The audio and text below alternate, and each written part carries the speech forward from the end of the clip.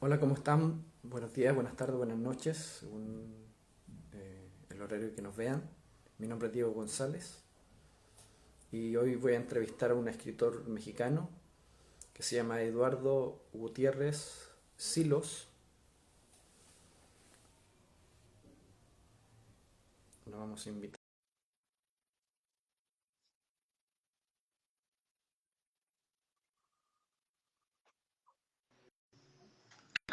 Hola, Hola Eduardo, ¿cómo estás?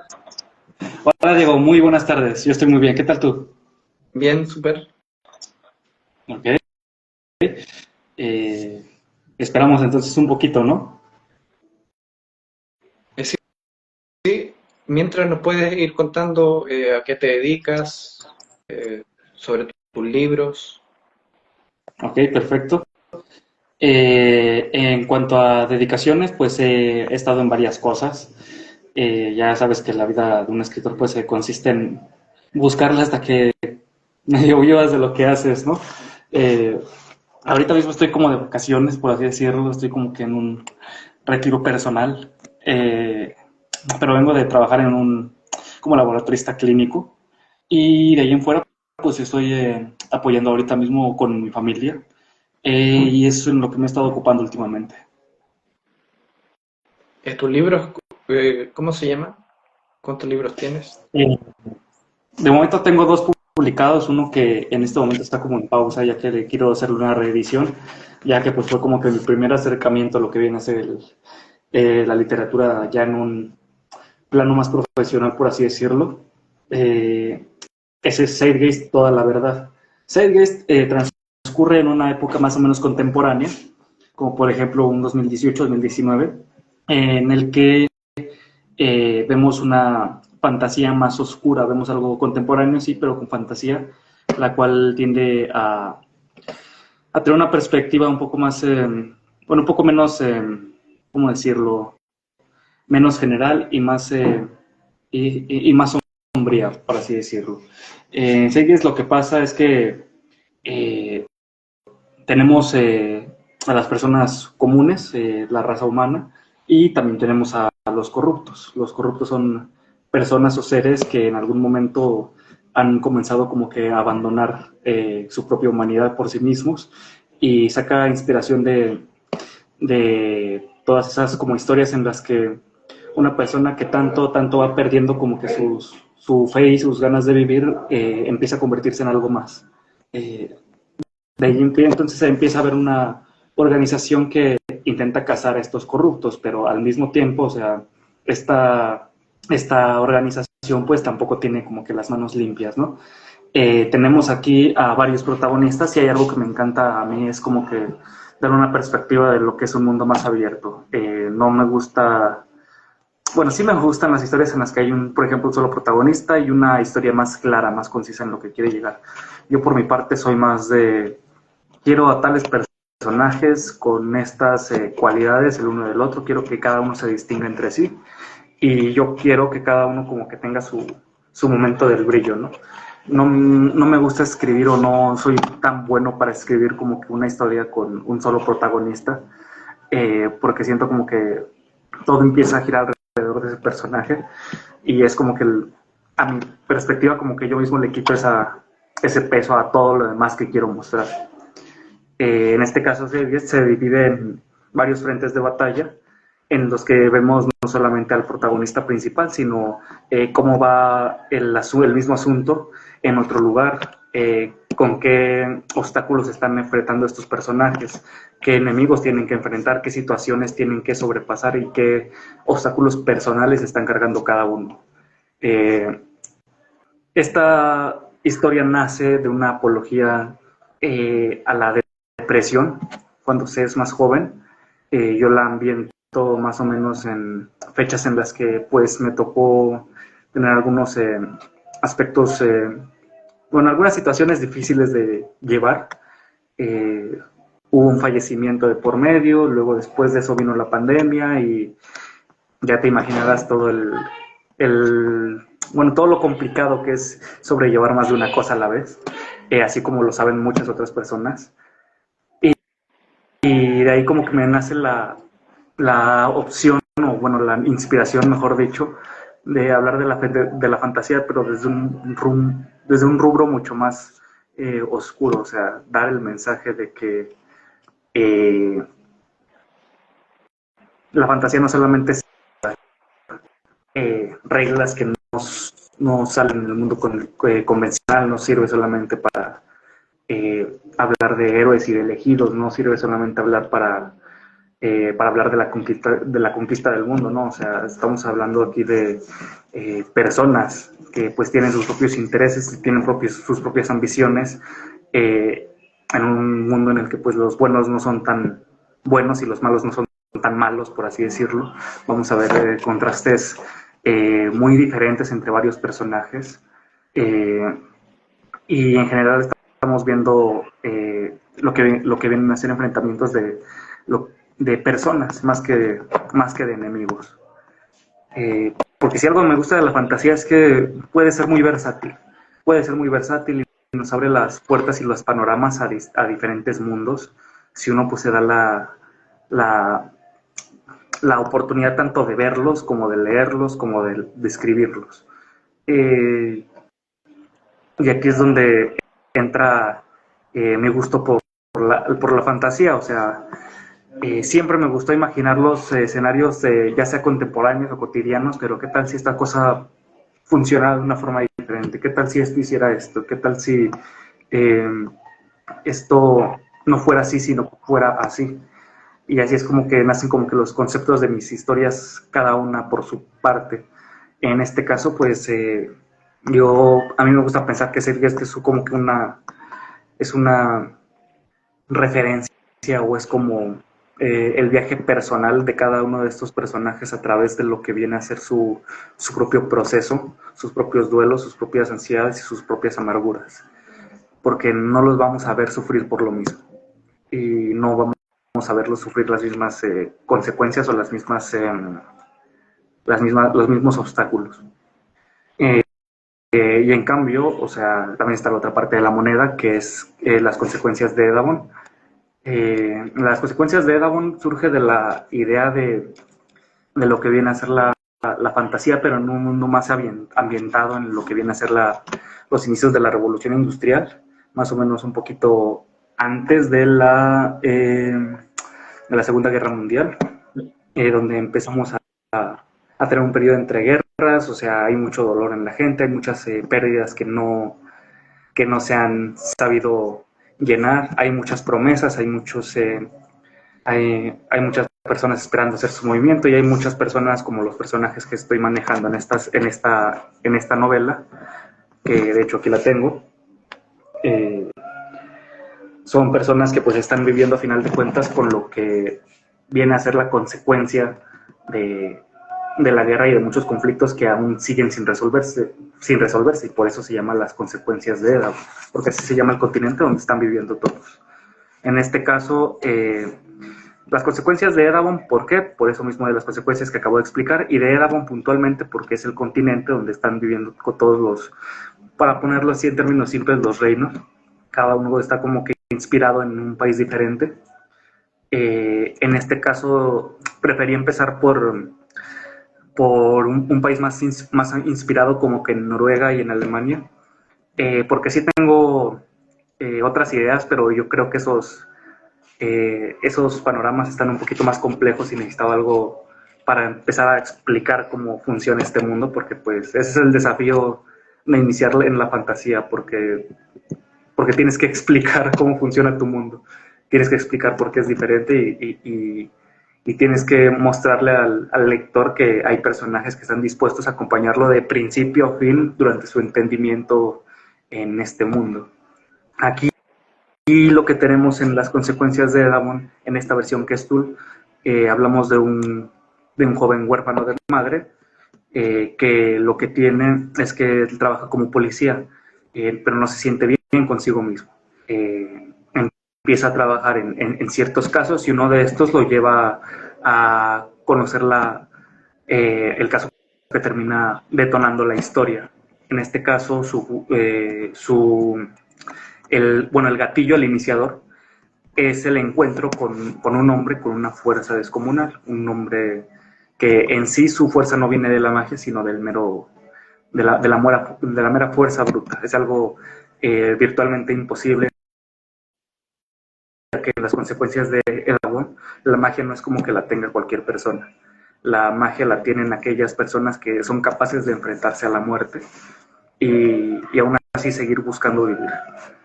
En este caso, se enfrentan a una persona que aparentemente no posee magia, que tiene una fuerza descomunal. Ah, muchas gracias, Eli, muchas gracias. Gracias por venir. Eh, en este caso estamos hablando de... me distraje un poquito. En este caso estamos hablando de una persona que técnicamente no debería tener la facultad, por ejemplo, para torcer los barrotes de la cárcel en la que lo mantienen, pero lo hace y el punto está en cómo lo hace, porque pues si no lo puede hacer de esa manera, entonces ¿qué es lo que explica que sea tan fuerte? Entonces ahí se cruzan los caminos de Einar, que es el protagonista principal, el policía, y de Klaus, que es un soldat. Un soldat es algo diferente a la policía. Un soldat es una persona que sirve particularmente a un señor del país. Este se encuentra cazando ese tipo de personas y entre que esta persona, entre que el prisionero parece que tiene un plan y entre que Klaus y Einar están muy por su lado, se les escapa. Así que ahí como que empiezan a tener que coexistir debido a los desastres que está generando esta persona y tienen que investigar bueno, principalmente Einar tiene que investigar porque este asunto es completamente confidencial. De hecho, hay una plática en la que Einar constantemente quiere preguntar y quiere saber qué es lo que ocurre, pero a todas sus preguntas Klaus siempre le responde, esto es clasificado y no puedes saber de esto. Más o menos lo que intentamos, lo que intento, dar a entender con esta historia es como ese giro en los ideales y la filosofía que hubo en los tiempos de Alemania durante esas épocas en las que se empezó a ver el movimiento fascista, se empezó a ver unas políticas e ideologías mucho más agresivas hacia ciertas minorías y poblaciones, y el cómo estas pueden desembocar en desencantos y en varias tragedias como las que terminan sucediendo en la Segunda Guerra Mundial. Y de hecho este libro pues contiene bastante de eso, bastante de la ideología de tengo un problema con esto y es por esto. ¿Cómo lo quiero resolver? ¿Lo puedo resolver por la fuerza o no lo quiero resolver por la fuerza? ¿Qué es lo que implica para mí estar protegiendo o defendiendo algo o a alguien? Sobre todo, más que nada, a alguien. Einar es un personaje, es un protagonista que al principio yo pensé, dije, necesito un protagonista para empezar con las consecuencias de Eragon que me ayude a explicarle al lector qué es lo que está pasando en este mundo. En ese entonces Einar como concepto todavía no existía como tal, sino que tenía a dos. Uno es Ilya Volkov, que es un ex espía ruso, y él estaría más en el país ambientado propiamente en el imperio ruso de esos momentos, y tendría pues su propia historia aparte. Y el otro protagonista que ya tenía pensado viene de Aztlán, que es el México de las consecuencias de Eragon. De aquí hablamos de un ex soldado que es que contrario a él encuentra como que su lugar en el mundo correcto, ni tampoco intenta buscarlo. Es una persona ambiciosa, es una persona que siempre va por más y que no le importa realmente a quien se lleve entre los pies en su camino. Digamos que es el protagonista con un sentido mucho más gris de la moral. Y ambos, como son personajes que ya están demasiado bien definidos, que ya saben cómo se mueve su mundo, en ese momento como que no pensé que fueran las opciones ideales para empezar con las consecuencias de Eragon. Y aquí parece que ya me fui por la tangente, pero ahí es donde entra Einar. Porque Einar lo pensé de esa manera, o sea, que cumpla con la misión que Ilya y Naso no pueden realizar, que es la de explicar al lector qué es lo que está viviendo. Aquí es donde vemos a un personaje un poco frustrado, lo vemos siendo bromista, siendo cínico, pero a la vez lo vemos con ciertos temores, lo vemos con ciertos nervios, y eso creo que es lo que más me gusta de Einar como personaje, ya que es una persona vulnerable, no es el héroe perfecto del que te esperarías normalmente de una historia de fantasía, por ejemplo. Einar es alguien que no suele mostrar las cosas con las que se siente a gusto, y, y es mucho más, ¿cómo decirlo?, más vulnerable a las cosas que lo hacen como que sentir mal, por así decirlo. Y creo que esta es una facultad propia que tiene el personaje para empatizar con el lector, incluso yo empaticé con él, porque al principio, como te comento, o sea, era un personaje que yo estaba pensando que sería ideal para ayudar al lector a ambientar el asunto. Pero no, o sea, es un personaje del que uno se va encariñando de a poco, y creo que puedo decir que no solamente funciona por mí, sino que la editorial, o sea, que es Grupo Editorial Letras Negras, que desde aquí le mandamos un gran saludo, me aplaudieron eso, que Einar pues es un personaje que, si bien sigue el camino del héroe, es alguien a quien te interesa seguir viendo, te interesa seguirlo leyendo, te interesa seguir lo que está haciendo. Y yo creo que es parte como que de su encanto personal. Y espero poder lograr la misma conexión que generó Einar con otros personajes. ¿Cómo fue el proceso para escribir estos libros? ¿Te documentaste, investigaste? En Zeitgeist no hubo tanta documentación. Bueno, sí la hubo. Eh, Nada más que no como se esperaría, ya que Zeitgeist lo que tiene es que viene de sentimientos como que muy frescos en ese momento. Así que lo que yo sentía la necesidad de escribir en ese momento lo escribí, lo transmití en las letras y en diferentes personajes. Donde sí hubo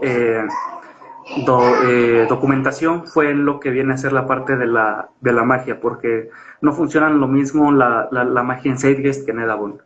En Zeitgeist el ser humano no tiene por sí mismo la facultad de hacer magia, sino que depende de artefactos, depende de armas que vienen, por ejemplo, de otras culturas. Viene de armas que se obtienen a través de las aventuras que viven estos personajes, y cada una tiene sus propias habilidades. En cambio, en Edagon funciona diferente. Aquí hablamos de obtener la bendición de un ser que te puede conceder el acceso a esas habilidades. En el caso de Zeitgeist, la documentación fue principalmente mitológica, ya que todas las armas, o la gran mayoría de armas, están ambientadas en seres de la mitología, en dioses, en bestias mitológicas, en personas de la historia, en qué más, en conceptos. Así que era como que ir explorando un poquito de varias culturas, ir sacando de cada una un tesoro diferente que pudiera aportar en algo a la historia. En Edagon, por su parte, sí he estado viendo las ¿cómo se llaman? Bueno, hay sitios donde hay galerías de fotografías, donde te enseñan un poco cómo eran cómo era el lugar en esos tiempos. Y a mí me apasiona demasiado, principalmente, ver las fotos de cómo hace 100 años, hace 100 años. Y me llamó siempre poderosamente todo eso. En historia siempre puse demasiada atención. Siempre me pareció intrigante el concepto de cómo las cosas terminan partiendo de la declaración de alguien hace 100, 200 años y cómo terminaron hasta actualmente. Y sí, fue ver mucho documental, fue ver mucho fotografías, ver mucho, leer artículos, incluso informarme sobre cómo funcionaban, por ejemplo, las pandillas de barrios en ciertos lugares. Por ejemplo, en el caso de este libro actual, lo que hice fue también meterme a ver cómo eran los estilos de moda de ese tiempo para ese momento. Y fue pues como que meterse a ese mundo un poquito.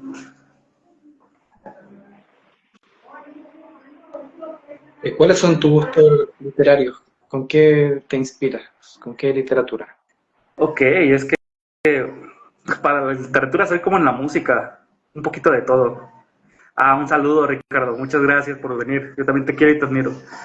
Eh, en lo que viene a ser la fantasía, mi principal motivación, lo que me dijo yo quiero escribir fantasía, fue Michael Ende con La historia interminable. Me enamoró completamente ese libro y fue lo que dijo en mí, yo quiero escribir esto, yo quiero hacer esto, yo quiero crear el mismo mundo que, no crear el mismo mundo obviamente, pero yo quiero la misma capacidad para crear un mundo completo, porque, y sí, yo creo que me influyó más de lo que yo he pensado hasta este momento en el que me estás haciendo la pregunta, porque aquí vemos el viaje de Atreyu y Bastian parado, o sea, ahí tenemos dos protagonistas, a dos mundos diferentes, a dos personas que están viviendo obstáculos y cosas diferentes. Y ahora me doy cuenta de que viene como que mi arquetipo de, de escritor. Eh, fuera he estado checando mucho lo que vienen a ser la novela rusa. Dostoyevsky me encantó. Estuve leyendo Crimen y Castigo. Me apasionó mucho ese libro y me gustaría tener un personaje eh, inspirado en Rodion Raskolnikov. Eh, quiero que exista ese viaje entre la redención en alguna de mis futuras obras. Me inspiró bastante porque demuestra con crudeza la realidad tal cual se veía en esos tiempos. Estamos hablando de una época de mucha incertidumbre, donde empezaban a haber indicios de revolución, donde empezamos a ver la injusticia de las clases sociales en el Imperio Ruso, como algunos las padecen, otros no tanto. Y así cómo este cúmulo de situaciones, junto a otras más cotidianas, empujan al personaje a hacer lo que hace y a dirigirlo en su viaje durante toda la novela. Simplemente es una de las obras que pues nunca voy a olvidar. Para Luego me pasé a los hermanos Karamazov, que todavía no la termino. Y también he estado entre dos géneros que son la poesía y el ensayo. Los ensayos principalmente de Ignacio Helguera, que es uno de los genios mexicanos de los que yo creo que no se habla tanto. Nacho Helguera es una de mis inspiraciones como escritor. Era una persona con una mente muy compleja, que tenía una forma para ya sea contarte cómo dos T por ocho se están peleando en la esquina, al mismo tiempo te puede llevar a la siguiente página y hablarte completamente de un viaje en el que sientes su nostalgia, o sea, sientes la forma en la que él piensa y percibe su propia historia, y no sé, me parece una de las personas más brillantes que ha tenido la literatura mexicana, en paz descanse. Y por otro lado, por último, he estado leyendo lo que es la poesía. Y aquí, aunque también está Nacho Helguera, también tenemos a otro como Manuel Escorza, también tenemos a dos, que son los que más me encantaron. Y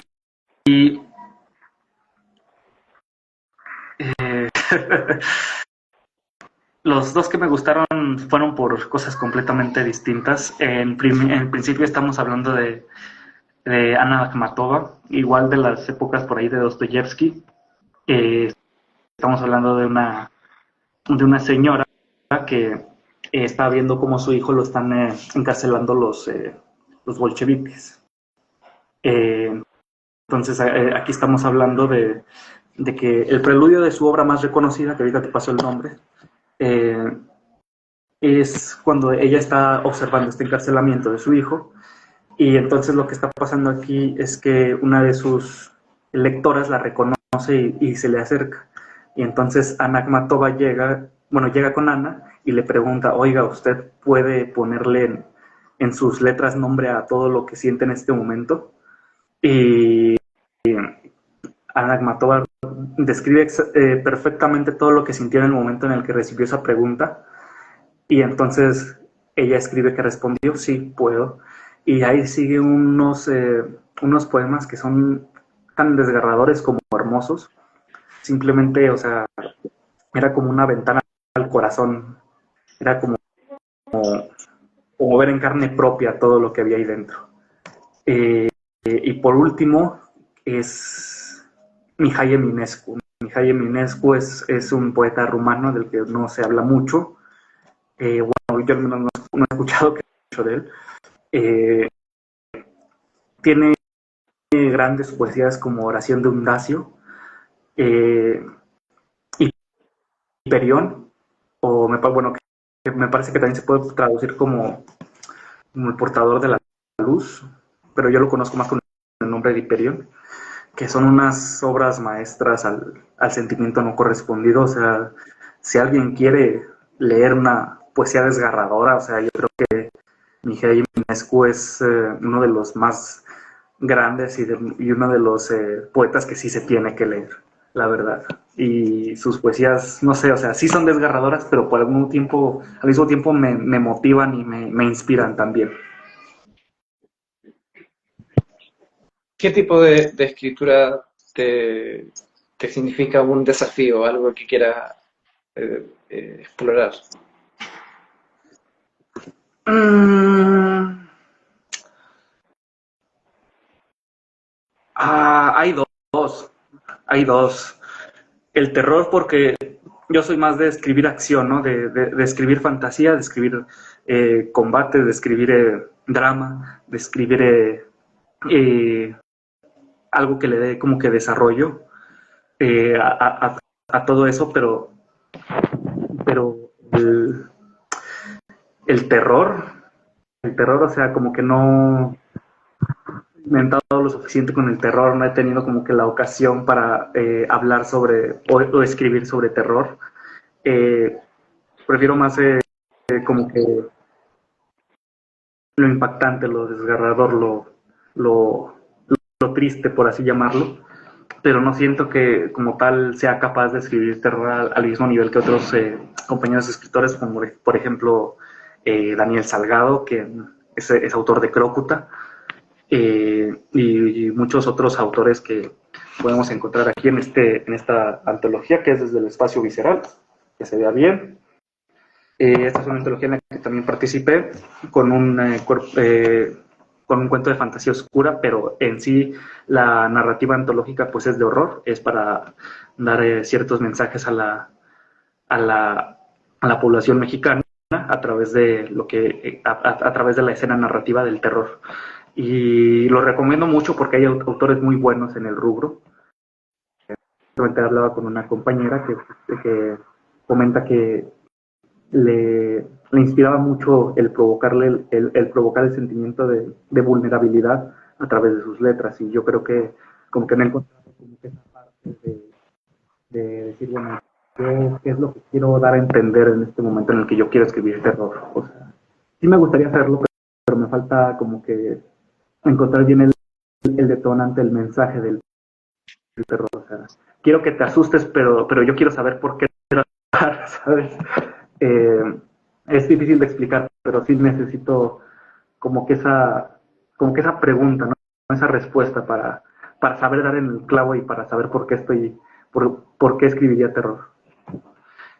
Otro que diría que no se me da tan bien es el romance. El romance, o sea, sí ha habido parejas en mis libros, sobre todo en Shakespeare, porque son demasiados personajes. El detalle es que nunca es algo como que yo haya tenido planeado, ¿sabes? O sea, no es como que yo escriba la historia y venga pensando, este personaje que va a quedar con este y así se van a quedar por el resto de la historia. No, o sea, algo puedo decir de mi personaje de los que estoy muy orgulloso es que no me piden permiso, no me piden permiso en absoluto y hacen lo que se les da su gana conmigo, y una de ellas pues son las parejas. O sea, yo no decido las parejas de ellos en el momento en el que empieza a haber química. O sea, todos lo notan y yo nada más me quedo viendo y me siento como el papá al que no le piden permiso para estar con su hijo o su hija. Y es como que, a ver, ¿en qué momento pasó esto? A ver, explícame. eh, y no sé, no es algo que yo escriba como que queriendo que salga, sino que simplemente sale. ¿Y la poesía te gusta? ¿Escribes poesía? Igual es algo íntimo, igual.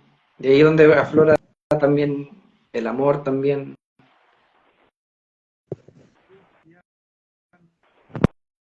En ello.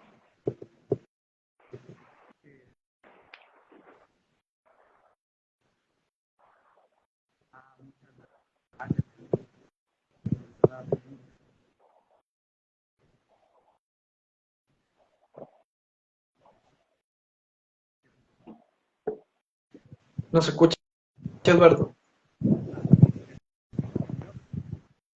Se escucha bajito.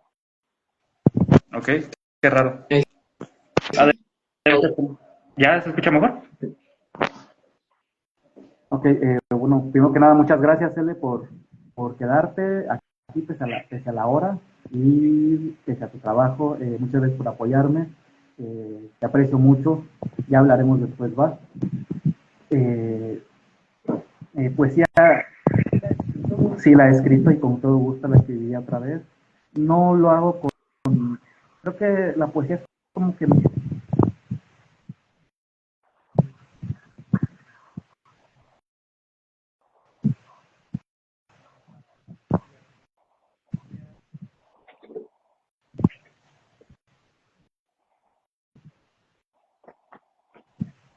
Se fue el sonido.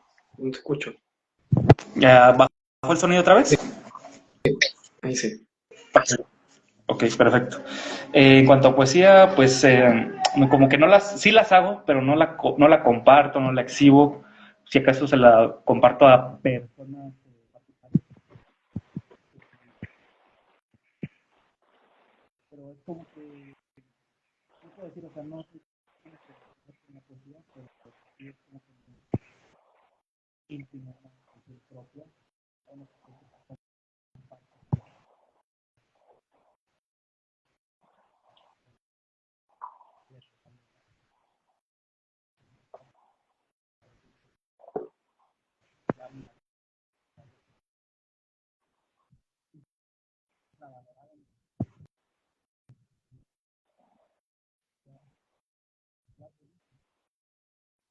Como que se va el sonido. Qué raro. Sí. A ver, ¿ya está mejor? Sí, ahora sí.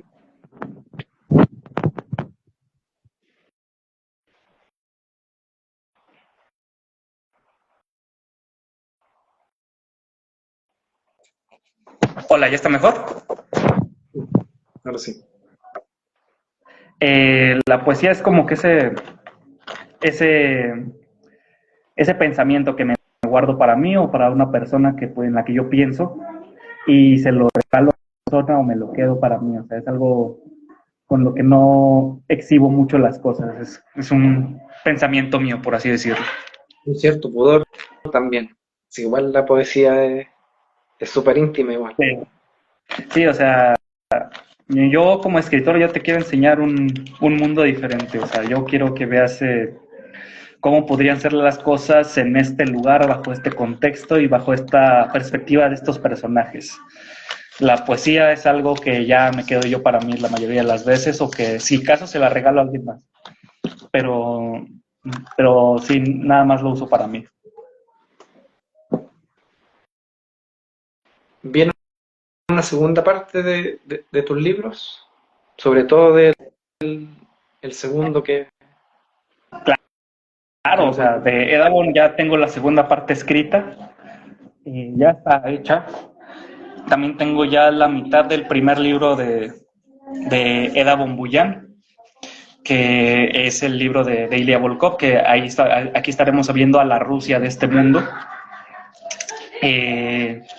Seyges todavía no tiene una segunda parte todavía en papel, principalmente porque la quiero reeditar, quiero darle un mejor trato y publicarla quizá en otro formato, porque es un libro muy largo Es un libro con mucho amor, con mucho detalle, pero es muy largo y que me gustaría más serializarlo en capítulos diferentes.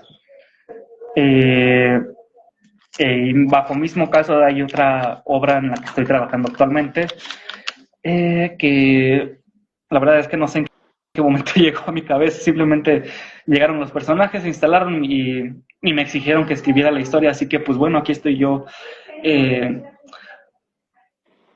preso de una idea que simplemente me llegó por accidente.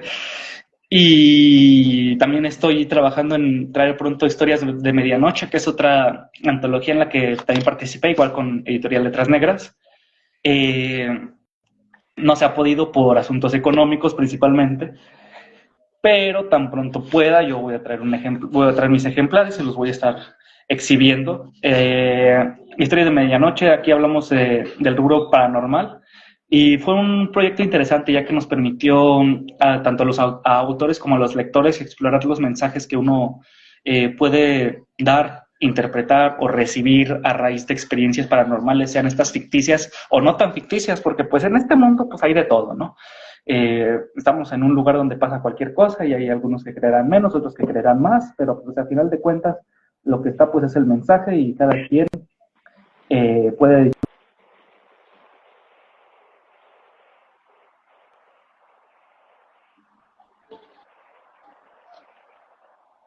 ¿Qué le dirías a los escritores que quieran empezar a escribir ciencia ficción como tú?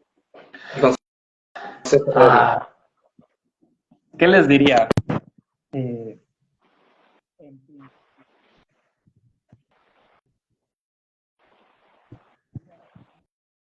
Se fue el sonido. ¿Ya se escucha Sí. mejor? Ok.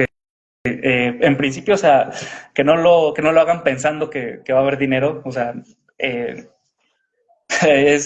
el sueño, es lo ideal, pero eh, es complicado encontrar un público que realmente como que conecte con tu obra, es complicado encontrar una editorial que tenga fe en tu obra, es complicado todo el proceso de edición y someterte a la crítica y someterte al hecho de que en ocasiones sí vas a escuchar decir que pues tu libro no es lo suficientemente bueno, pero pues yo creo que las cosas no son tan malas, yo creo que eh,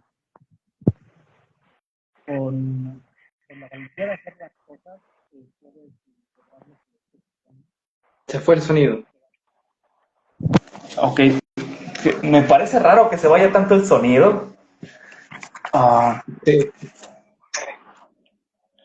A ver, déjame ver si me puedo desconectar tantito de la cámara para acercarme más el micrófono. Sí. Hola, ¿ya se escucha bien? Sí. Sí.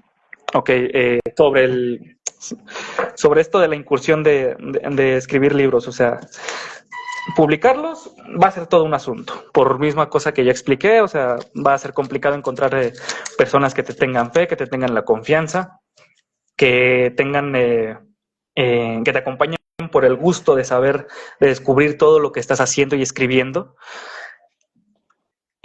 Y en general, o sea, es algo en lo que pues necesitas mucho valor para afrontar la crítica, para afrontar el hecho de que a veces no vas a tener la repercusión que quieres, pero también tener el placer y la satisfacción y sobre todo el valor de decir, esta es la meta que yo estoy buscando, esto es lo que yo estoy haciendo y este es el motivo por el que lo estoy haciendo. Si estoy escribiendo esto es porque yo quiero dar a entender algo que pasó en mi vida y yo quiero escribir y dar referencia a las lecciones que yo aprendí, o simplemente, o sea, yo quiero imaginar cómo es un mundo diferente bajo otras reglas y me gustaría compartirlo con otras personas, pero hacerlo siempre desde la generosidad, porque yo creo que uno como artista, llámese escritor, llámese pintor, llámese escultor, en cualquier forma de arte, uno como artista es generoso.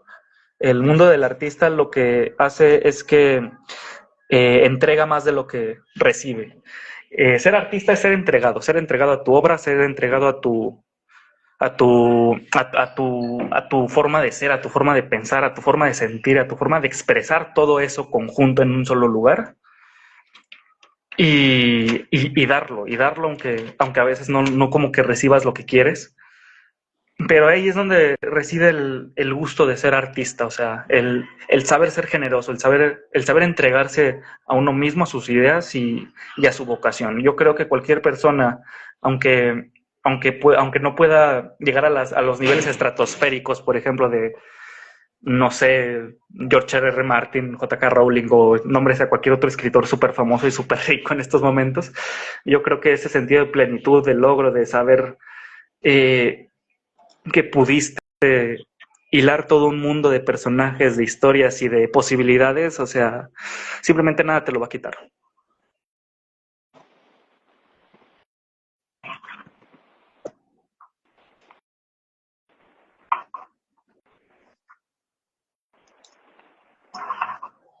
¿Has leído literatura chilena? ¿O conoces Chile? Ah, acepto recomendaciones. Creo que en algún momento habré leído, pero eh, en algún momento es como que al principio no sé de dónde vienen algunos libros de los que, de los que me entregan, pero con todo gusto acepto la recomendación.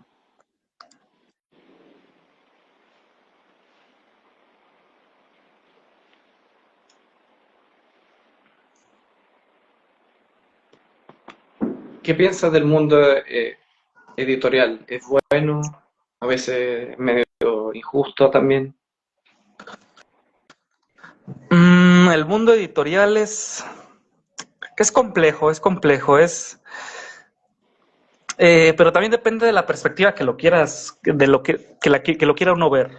Porque, por ejemplo, o sea, el mundo editorial, o sea, para algunas personas sí es duro, o sea, porque, insisto, es someterse a la crítica y algunas personas, pues, no están hechas para asumir la crítica y yo no lo juzgo, o sea, es difícil, o sea, crear algo con tanto amor, con tanta devoción, con tanta entrega, someterlo a juicio y decir y escuchar que pues no cumple los estándares.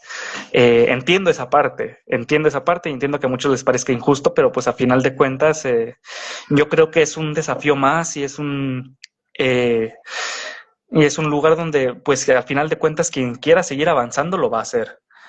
Eh, lo, quien siga buscando va a encontrar. Y si no, o sea, tampoco está mal. O sea, hay muchas personas que ahorita mismo viven escribiendo y no lo hacen con editoriales o autopublican o se sienten perfectamente plenas guardándose sus obras para sí mismas.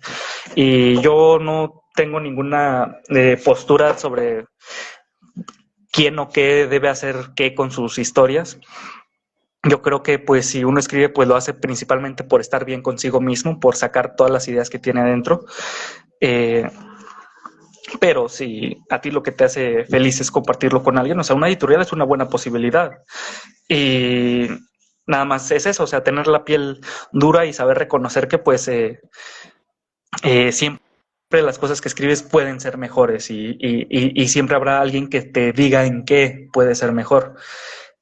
Y bueno, o sea, aceptar el rechazo no como una ofensa, un agravio hacia nuestras obras, sino como una inspiración para hacerlas mejor, eh, para hacerlas más llamativas, para pulirlas más, ya sea tanto en historia como en escritura. Quizá, no sé, o sea, a mí me pasó mucho de que envié, por ejemplo, una historia a ciertas editoriales y esta no llegó. Eh, y ya cuando me regresó el mensaje de la editorial, yo me puse a editar, yo me puse a revisar en qué estuvo mal, y sí noté que habían partes de la historia que podían ser mejores, que podía cortarlo en ciertos lugares, que podría escribir mejor o que estaba repitiendo ciertas palabras y es eso, o sea, tomarlo con la confianza de que después del rechazo vas a salir siendo mejor. Aquí Sandra te recomendó un libro que se llama Sobreviviendo bajo la alfombra, de Elida Matus, una escritora Ok, chilena. perfecto. Excelente. Muchas gracias, Sandra. Es un libro que habla sobre la vida carcelaria de acá de Chile. Es muy interesante, muy crudo, muy realista, Muy recomendado ese libro.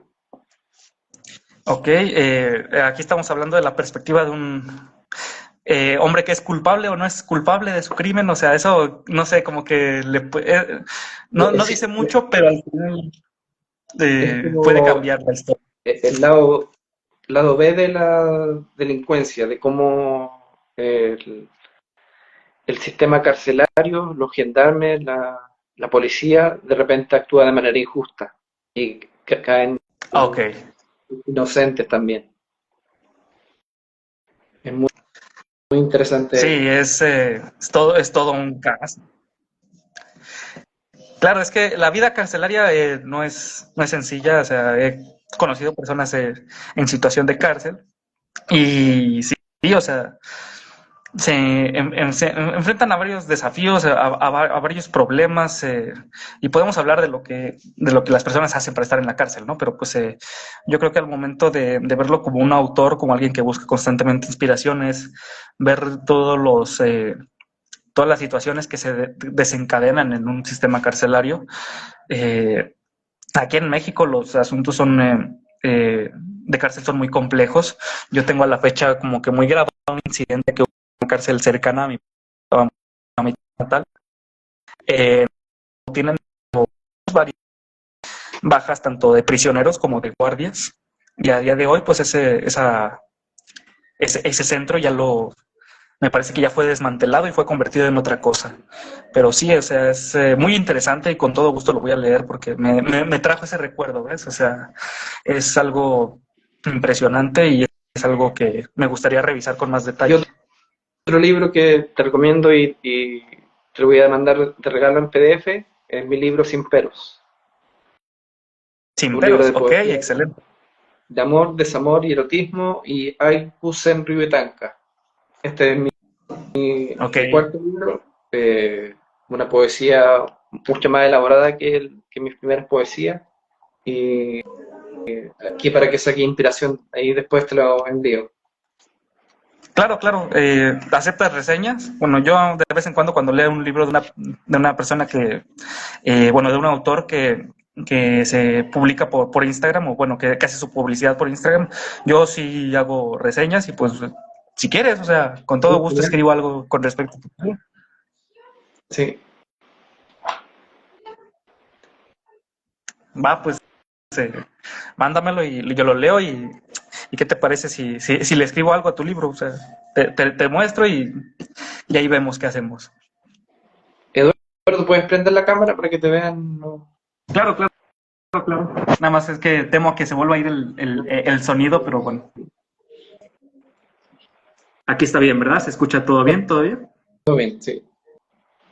Va.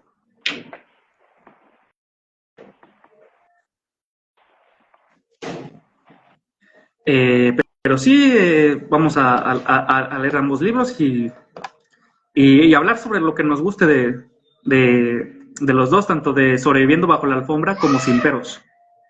Sí, te invito también a mi canal, ahí tengo varias entrevistas. Está Elida Matus también, la escritora del libro, y ahí hablan Ah, ok. extenso sobre sobre el tema carcelario chileno. Va a estar muy interesante leerla, bueno, escucharla. Yo creo que es algo de lo que se puede sacar mucho para futuras historias. Bueno, no sé, yo sé que es un tema delicado. Yo sí, no sé, como que algo en mí me dice, algo aquí puedes sacar para escribir algo diferente. Sí, es un libro bastante, a mí me queda poquito para terminarlo, y un libro eh, que habla de relatos de carcelarios, de personas que caen presas sin tener culpa. Oh, sí, me recuerda al caso de una novela, no recuerdo bien el nombre, de una persona que es inocente, pero igual cae en la cárcel y iba explicando bueno, todas las situaciones que vive estando ahí, o sea, los intentos de motines, los intentos de asesinato, o sea, es algo brutal hablar de situaciones carcelarias. Sí, yo lo encontré súper valiente y y la fue a conocer en persona, es súper cercana, súper humana, súper culta, es súper valiente para escribir algo así. No cualquiera se atreve a hacer un tipo Claro, de es que denuncia. ese es otro punto clave, o sea, el valor de escribir algo con respecto a situaciones delicadas, o sea, por eso admiro a personas capaces de escribir sobre momentos con la crudeza más cotidiana.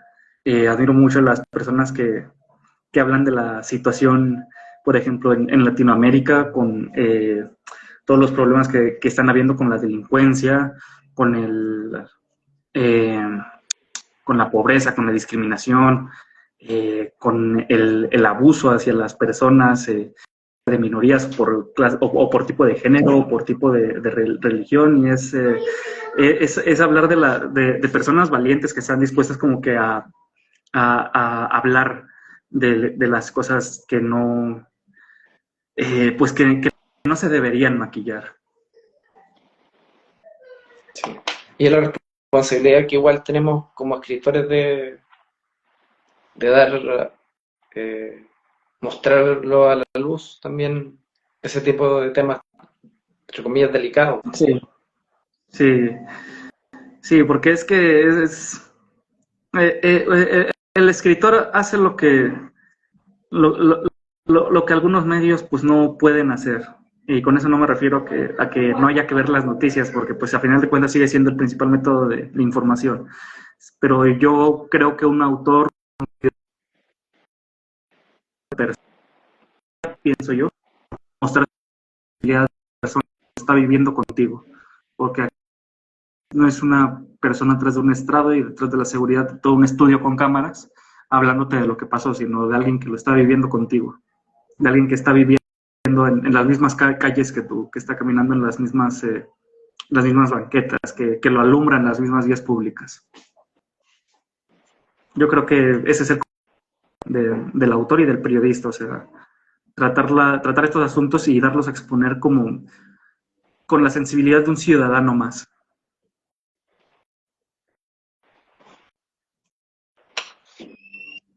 ¿Qué te ha parecido la entrevista? ¿Te has sentido cómodo, bien? En general, buena, muy compleja, muy Sí. compleja y completa, porque a final de cuentas hemos hablado de muchas cosas, hemos retomar algunos de mis principios como escritor, de retomar un poco las motivaciones que me llevaron a tomar este camino desde el principio, porque yo en sí estoy como que en pausa con lo de mis proyectos de escritura, por complicaciones de la vida, ¿no? O sea, no voy a entrar mucho en detalles, pero han sido momentos en los que, ok, hay que dejar esto de lado tantito y apenas ahora estoy volviendo y creo que esta plática era lo que necesitaba como que para ver en retrospectiva y recordarme, eh, esto esto es lo que fui, esto es lo que soy, esto es lo que decidí que voy a hacer, así que eh, se sintió bien, se sintió como que recordar todos esos primeros momentos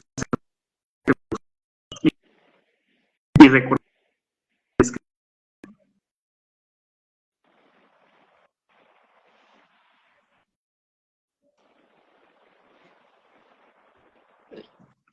¿Qué otro tipo de reflexiones te gustaría escribir? Porque te da vuelta Otro la tipo cabeza. Reflexionar sobre otro tipo de reflexiones como, allá, sobre todo de México, debe haber un montón de temas importantes, así como por ejemplo el tema del machismo.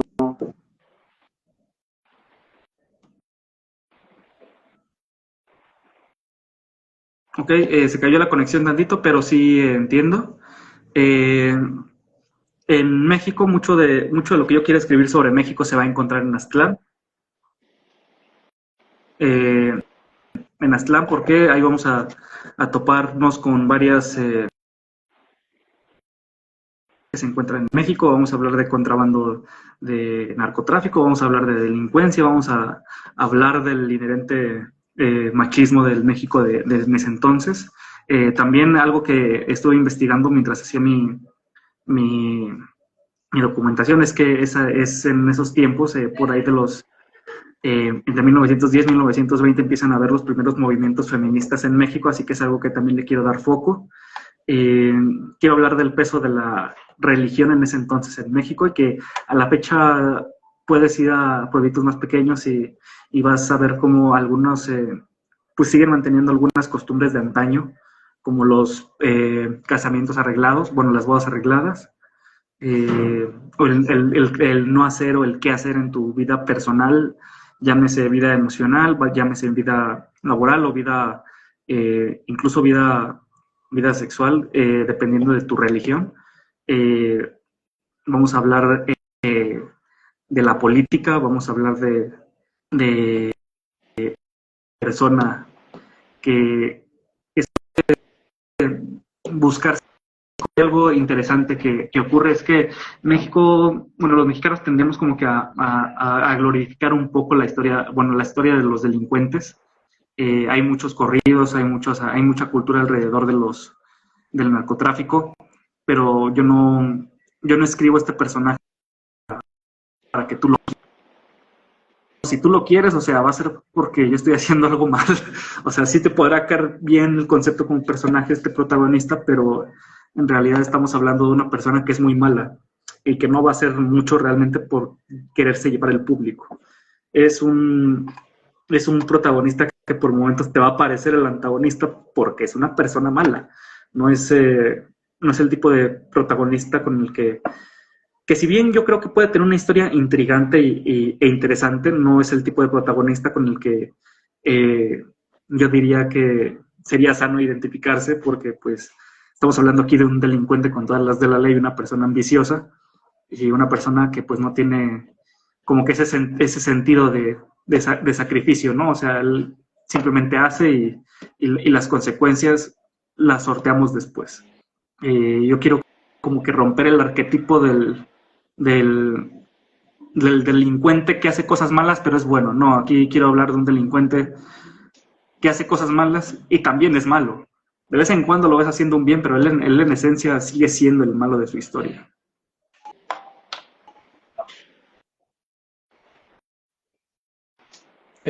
Finalmente, ¿qué nos quiere decir finalmente sobre la entrevista, sobre algún consejo que quieras dar, un saludo a alguien especial? Saludos a todas las personas que vinieron a ver. Gracias a mis amigos, gracias a ti, L, gracias a Ricardo, gracias a Carlos por estar aquí. También te vi a ti, Fernando, muchas gracias. Muchas gracias a usted, Sandra, por su recomendación. Voy a ponerle mucha atención a la historia que me está recomendando. De hecho, creo que ya le di el screenshot, si no lo hago de una vez. Muchas gracias a ti por darme el espacio, o sea, yo estoy muy agradecido. Yo llevo ya rato queriendo ver la manera de reintroducirme a la escritura, o sea, de retomar mi perfil como lo que es un perfil de escritura, que lo he estado usando más como perfil personal, sí, pero pues bueno, hay momentos. Y también para como que renovar esos votos conmigo mismo y con mis historias para seguir adelante y lo que sea que vaya a pasar en este momento con mi vida, hacerlo acompañado de todas las historias y todos los personajes que llevo guardando conmigo. Por eso yo agradezco mucho. ¿Qué consejo le daría a los jóvenes que están ahí entre ser escritor y no serlo? ¿Cómo dan el paso para poder convertirse La en un mejor forma escritor? de empezar para mí es simplemente sentándote y ya sea con la máquina o con el lápiz, o sea, empezar ahí a escribir.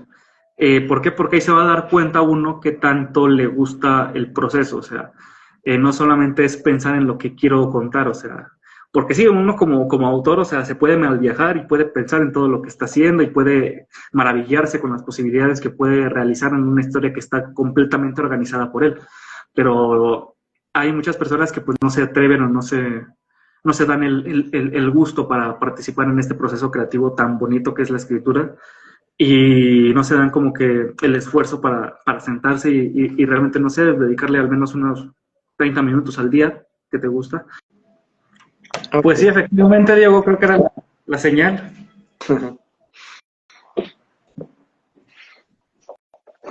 Eh, bueno, ¿en qué nos habíamos quedado? Las palabras de cierre que quieras decir Ah, sí, para los sí, o nuevos. sea, a los nuevos escritores, o sea, es que nunca van a saber realmente si quieren hacerlo hasta que lo hagan, porque una cosa es el proceso de imaginarlo, otra cosa es de escribirlo. Y escribirlo, o sea, es a donde le tienen que agarrar el amor, porque es donde está la pluma o la tecla, es ahí donde empieza todo. Y si por ejemplo, ahí empieza a ser como que algo que te lastre en vez de algo que disfrutas, o sea, pues quizá haya mejores formas de transmitir tu historia, quizá, no sé, en cuentitos más cortos, quizá en poesías o incluso por dibujos, o sea, hay muchos, ya se está viendo mucho la exposición del webcomic y muchas personas lo están intentando. ¿Por qué no? O sea, no siempre se necesita la, la vieja calidad de lo que es el libro para transmitir una historia. Eh, pero es eso, o sea, tener la convicción para iniciarlo, para empezar, para encontrar lo que te gusta de escribir, ya sea para dar un mensaje, para expresar un sentimiento, para mostrar un mundo que tú solamente puedas ver. Eh, es desde ese mismo momento en el que te sientas y te pones a escribir que descubres qué tanto estás dispuesto a avanzar y qué tanto amas lo que haces. Y de ahí en fuera, o sea, no tomarlo como un trabajo, o sea, tomarlo como ese escape, como ese pasatiempo, como ese lugar seguro de que sacas tus fuerzas para el día a día, porque las retribuciones del artista, como dije hace un momento, ser artista es ser generoso. Y el mejor pago para un artista es el pago de saberse pleno, de saberse satisfecho, de saberse en paz consigo mismo por todo lo que está haciendo, por todo lo que es, por lo que hace y por lo que escribe, y por lo que dibuja, o por lo que enseña, por lo que expresa. Esa es la verdadera fuerza de lo que es ser un artista en general.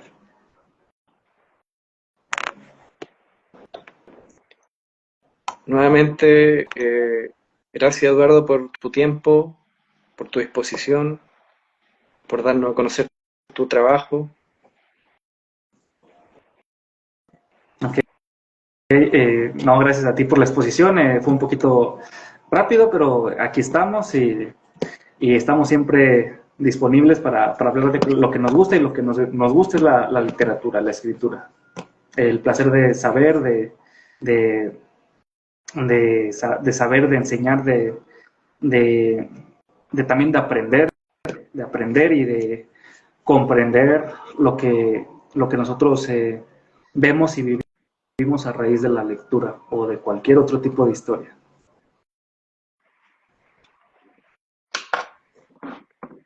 Muchas gracias y vamos a seguir haciendo más lives. Si que tienes posición de eso para ir conversando de literatura, Claro, claro. de nuevos trabajos. Por supuesto, yo con todo gusto.